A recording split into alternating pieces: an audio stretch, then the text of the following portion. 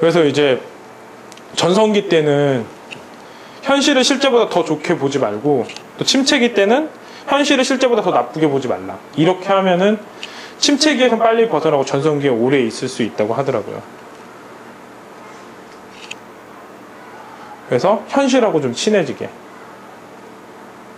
그러니까 우리가 잘 될 때 보면 막 이렇게 분위기 타가지고 막 난리 날 때 있잖아요. 이러면 안 된다는 거죠. 그러면 바로 침체기로.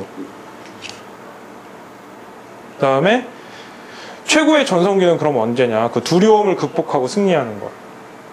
그러니까 지금 우리가 뭔가 새로운 거 시작할 때 되게 많은 두려움들이 있잖아요. 그런 것들을 하나하나 극복해 나가는 거죠. 그리고 그러는 것들이 승리를 하게 되는 것들이라고 하더라고요. 그래서 이제 요약을 해보면, 이제 현실하고 친해지라는 말은 일시적으로 절정에 오른 것인지 아니면 나락으로 떨어지는 건지 계속 생각을 해보는 거예요. 내가 지금 하고 있는 게.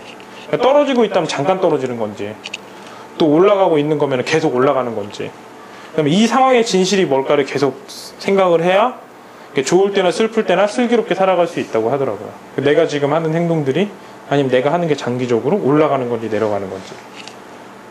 그 다음에 역경이나 고난 속에 숨겨진 보물을 찾아 이용하라. 이거는 삶에 우리가 나락에 빠졌을 때, 지금 내가 좌절의 순간일 때는 언젠가는 침체기가 끝날 거니까 긴장을 풀으라는 거죠. 지금까지 계속 나쁜 일만 연타로 막 몇 년 동안 일어난 적은 없잖아요.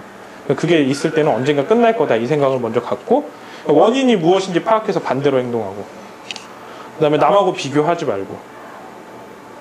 이건 정말 의미 없는 행동이거든요. 그러니까 예를 들어서 내가 올림픽에서 은메달을 땄을 때 내가 은메달이 불행하다면은 금메달하고 비교해서 그런 거잖아요. 그건 아무런 의미가 없잖아요. 그러니까 남하고 비교하면 남밖에 못 가는데 자기가 스스로 컨트롤을 해서 하루에 1%씩만 발전해도 37배, 38배가 된다 그랬잖아요. 그러니까 남하고 비교하면 안 되고, 그 다음에 아집하고 독선을 버리고, 내가 여기 있는 게 내가 지금까지 옳다고 믿어왔던 것들 때문에 침체에 있다면은 되게 사람들이 아집과 독선을 갖거든요. 뭐 우리 주변에도 그런 경우가 많았고, 그런 것들을 빨리 버려야 된다고 하더라고요.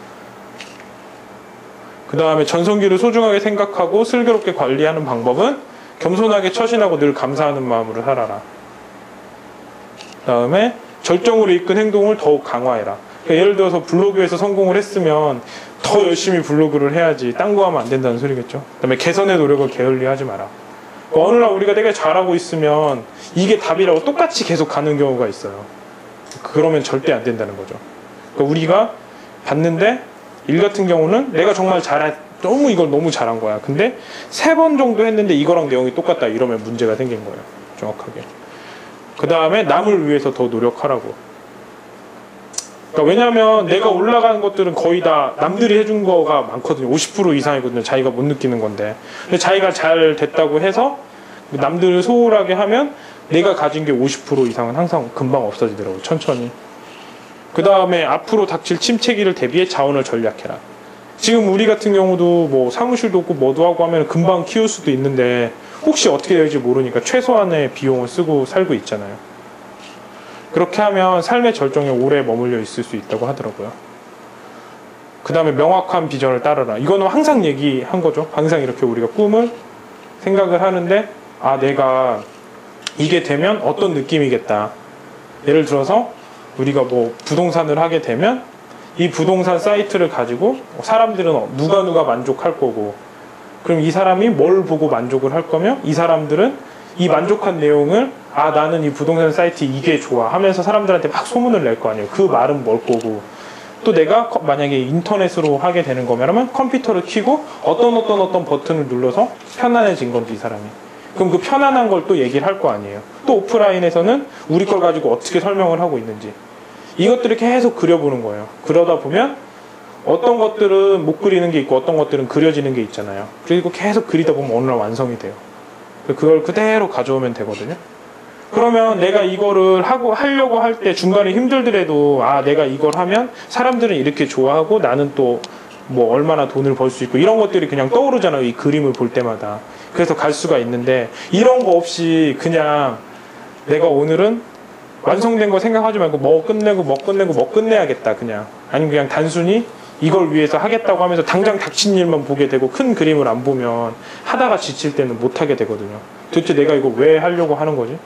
보통 일할 때 이런 사람들이 많아요. 내가 이 일을 해서 뭐 하지? 나 지금 뭐 하고 있지? 맨날 똑같은데. 아, 지루하다. 하기 싫다. 나 도대체 왜 여기 다니는지 잘 모르겠다. 뭐 이런 생각들을 하더라고요. 그러다가 이제 그냥 대강, 아, 그래, 그냥 우리 부모님을 위해서 아니면 뭐 저기 우리 직장을 위해서 내가 그냥 어디까지 올라가기 위해서 그렇게 생각을 하면 또 다시 허무함이 찾아와요. 왜냐면 그건 진짜 답이 아니니까. 그래서 이런 큰 꿈을 가지고 있으면 내가 그런 허무함에 맞서 싸울 수 있게 되더라고요. 그리고 힘든 일이 있으면 아, 이게 더 잘 되려고 하는 그런 거구나, 그런 신호구나라는 생각을 하게 돼서 안 지치고 가게 되더라고요. 그래서 명확한 비전을 따르라. 이게 정말 중요한 말 같아요. 그 다음에 이 법칙을 정하라. 그러니까 다른 사람한테 자기가 알고 있는 걸 얘기를 하면 자기도 모르는 사이에 내가 어떻게 이런 말을 하고 있지, 이런 경우가 생겨요. 그러면서 자기도 배우게 되고 또 거기 있는 사람들도 어떤 질문이나 어떤 피드백이나 어떤 반응을 통해서 더 잘 알게 되거든요. 그리고 자기가 아는 걸 한번 실행한 거와 똑같은 효과가 있으니까 꼭 자기가 이런 아는 것들에 대해서는 이렇게 얘기를 하면 좋다고 하네요. 남을 도와주고 자기를 도울 수 있다고 하네요. 그래서 이 책은 이제 여기서 끝이 나거든요. 그러니까 내가 가장 힘들 때 아니면 가장 자기가 영광스럽고 가장 많이 올라왔다고 생각할 때, 절정일 때, 이때 어떻게 마음가짐을 가지냐에 따라서 이렇게 잘 살 수 있다는 그런 내용이에요. 즉 심장을 보면 이렇게 뛰잖아요. 이건 살아있는 거고 이렇게 돼 있으면 죽어있는 거잖아요. 그러니까 즉 우리가 이렇게 굴곡 있는 건 어떻게 보면 살아있기 때문에 그런 거거든요. 그래서 이런 것들을 다 받아들이고 비전을 향해서 열심히 가라는 그런 내용인 것 같습니다.